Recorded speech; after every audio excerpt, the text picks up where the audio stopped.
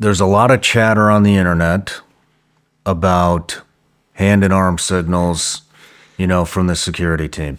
There's been concerns about it from my own personnel that work here.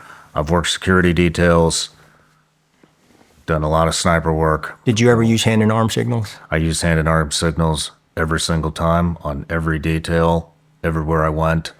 And, one of the rumors was, he's got the ball cap. He did the ball cap wiggle. That's the Marine Corps sniper. I've done a lot of sniper operations.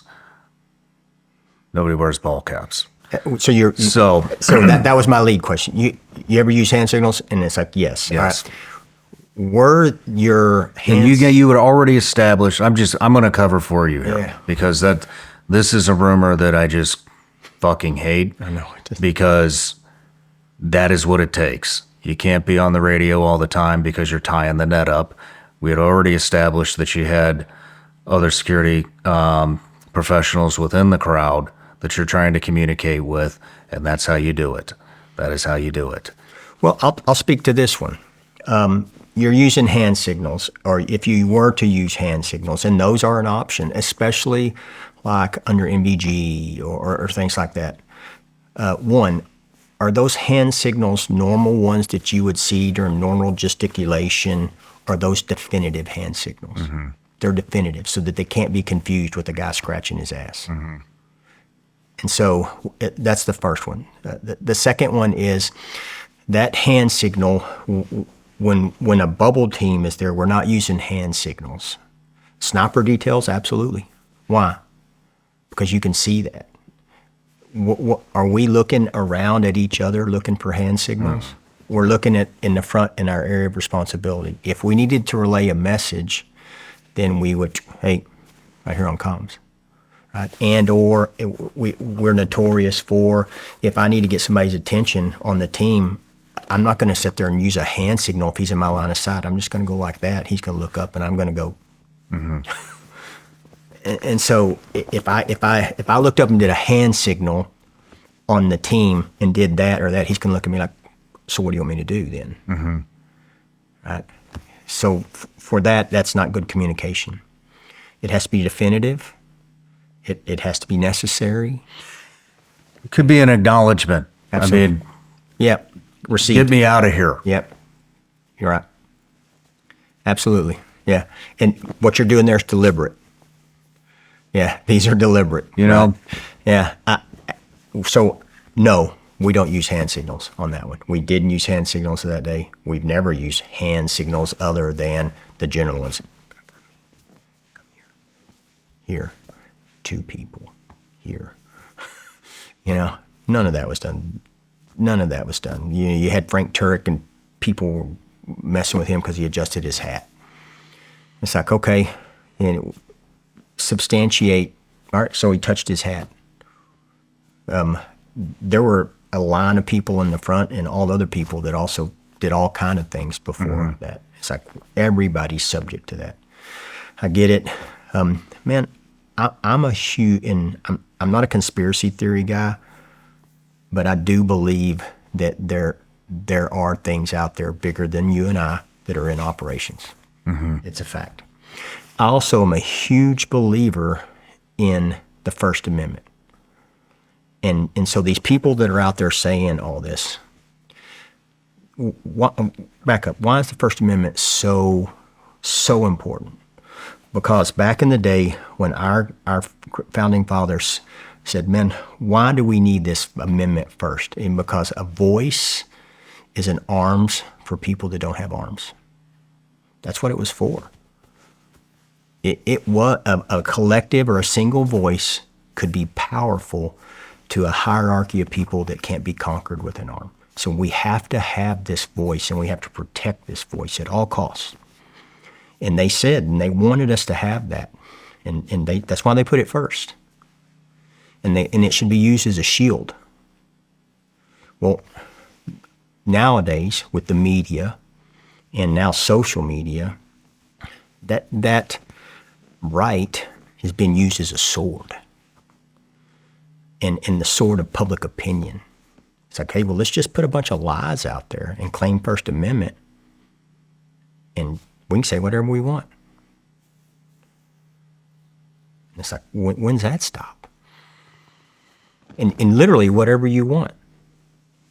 You've seen some of the idiocy out there. Palm gun, exploding microphone, hand signals. It's like, it doesn't even have to be true, and it doesn't matter. And so you're just using that First Amendment as a sword and not a shield. And we gotta step back at that and look at it.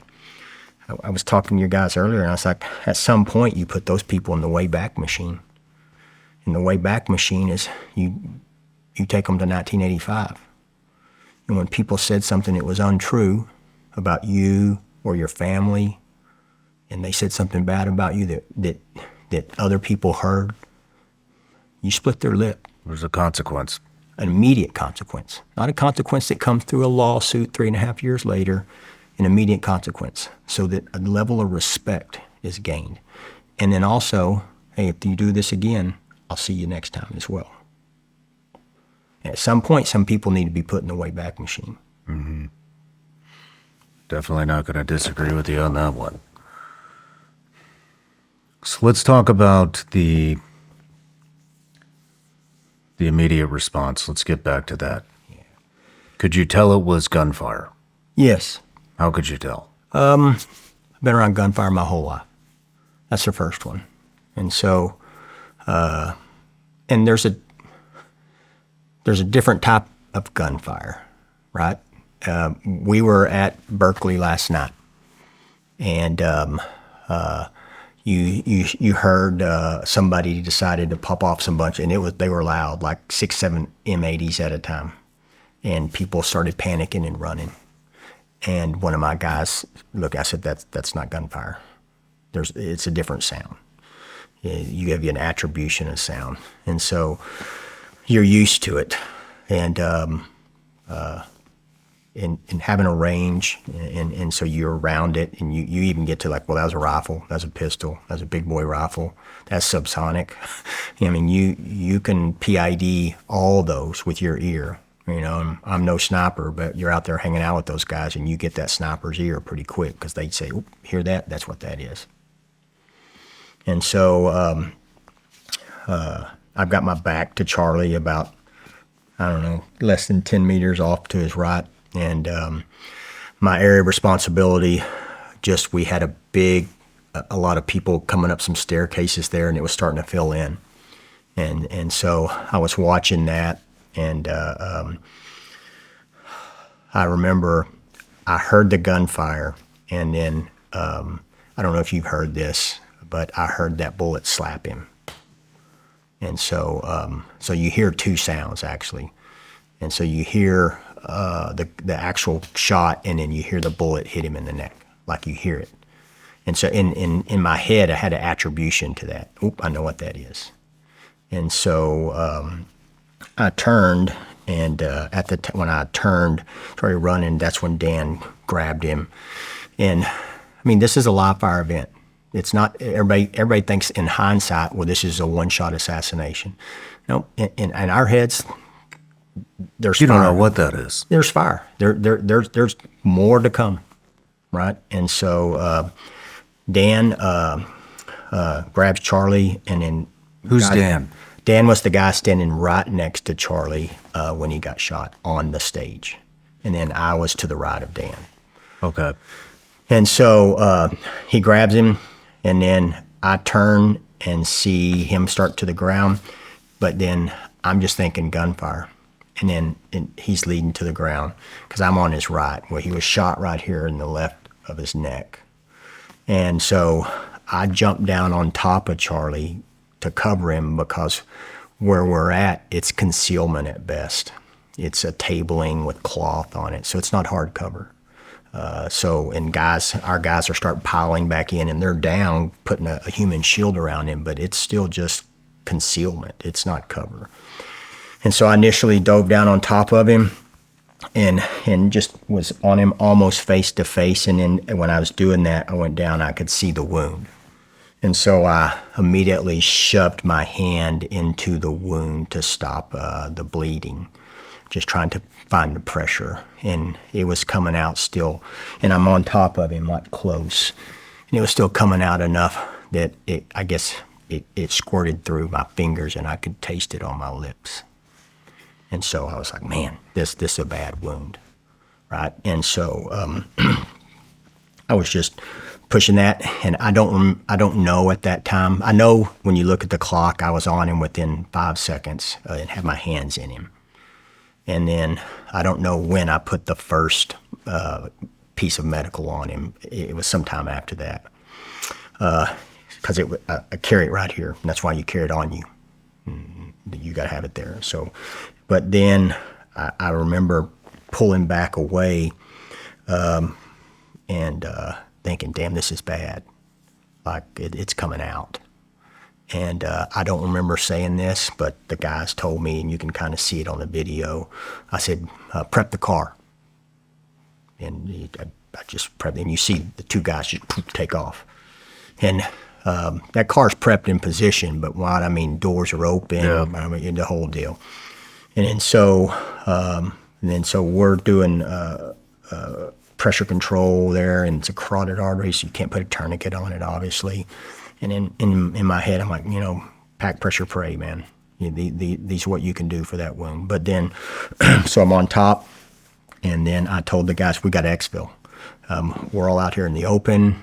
We're trying to give wound care, and we got to get off this X, right? And so, but I just said, we're exfilling.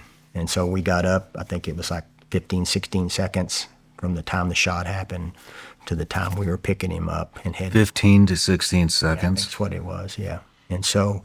That's fast. Yeah, and this is horrible, but... That is fast to get an initial assessment, plug a hole, pick them up, move them. Yeah, and so it's just like, dang. And it's some horrible realities of it, too, that, like, I told the guys this, and I haven't...